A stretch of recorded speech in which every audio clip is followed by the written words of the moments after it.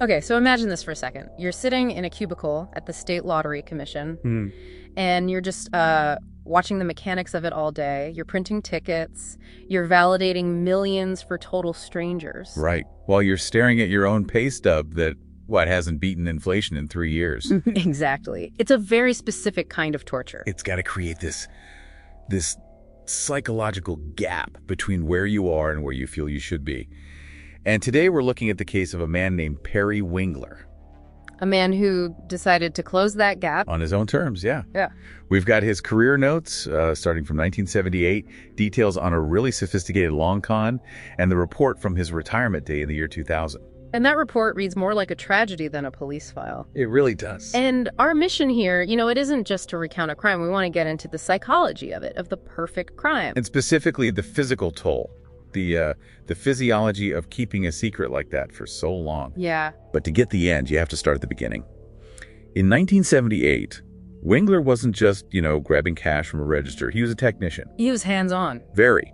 The investigation notes say he physically opened up the lottery terminals and manipulated the hardware. He rewired the printing mechanism. He did. He adjusted it so it would produce a winning ticket on command, but the really clever part was how he bypassed the internal vetting. The validation system. Right. He created this, loop where the system would just approve his own fraudulent tickets as legitimate. Wow. And he didn't get greedy. That's the key, right? That is the key. No jackpot. He set himself up with a recurring payout of $30,000 a year. Which, in the late 70s, that's life-changing money. Oh, absolutely. Yeah. But it was just below the threshold that would trigger, say, a federal audit. That discipline is just... it's wild. He used his own ordinariness as, camouflage. Yeah, he didn't quit his job, didn't buy a fancy car. Lived in the same house.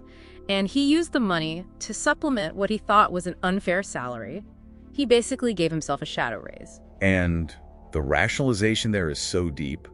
In his own notes, he never used words like theft or embezzlement. What did he call it? He called them creative financial maneuvers. He saw the state as a debtor that wasn't paying him his true value. So he was just collecting what was owed to him? In his mind, yes. Mm-hmm. And he tried to balance the moral scales by becoming a model employee. His performance reviews from that time are stellar. So he was trying to retroactively earn the money he was stealing? Exactly. Which just makes the events of the year 2000 so unbelievably surreal. Okay, so fast forward. Wingler is ready to retire. Yep. Y2K is changing the tech he wants out.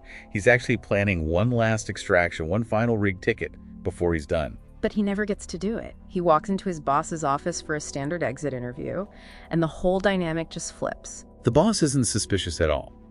He's grateful. Because Wingler had been such a, quote, model employee, the commission decided to give him a special retirement gift. This is where the probability of this whole story just goes completely off the charts. That's unbelievable. They offer him a flat rate of $30,000 a year for his 22 years of service. The exact dollar amount. The exact amount he'd been stealing since 1978. I mean, what do you even do in that moment? The universe basically just legitimized his crime. So Wingler, he signs the papers. Immediately. You can see on the timeline, he is out of that office in minutes. The ledger's balanced. He's squared up. He's squared up, he packs his little box, shakes a few hands, and walks out to the parking lot. He is, for all intents and purposes, a free man. And that's when it all goes wrong. As he reaches his car, a man in a black windbreaker walks up to him. Says he's from the regional FBI division. I mean, that is your worst nightmare. You've held your breath for 22 years, you finally let it out, and the FBI shows up. And the agent just asks him, Mr. Wingler, you know why I'm here, don't you? And that question, it's like a weapon. Physiologically, yes. His body, which had been carrying the cortisol, the stress of this secret for decades, it just gives out.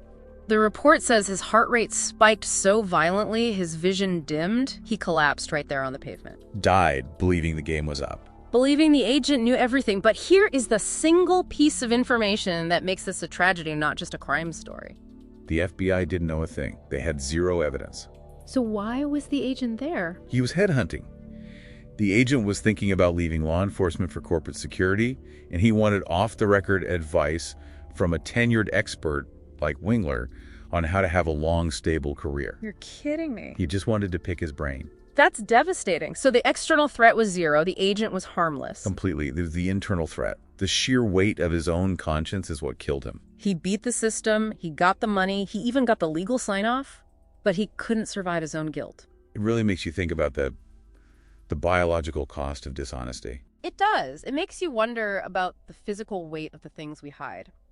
You know, if Wingler hadn't been carrying that guilt, would a simple question from a stranger have been lethal? Or would he still be enjoying his retirement today?